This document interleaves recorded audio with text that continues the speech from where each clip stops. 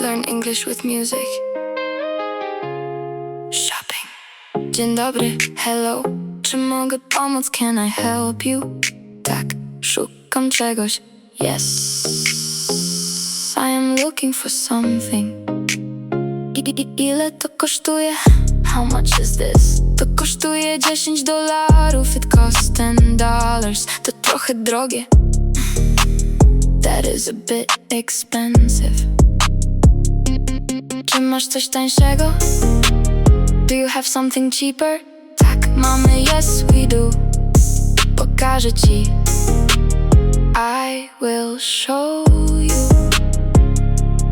To wygląda dobrze. This looks good. Wezmę to.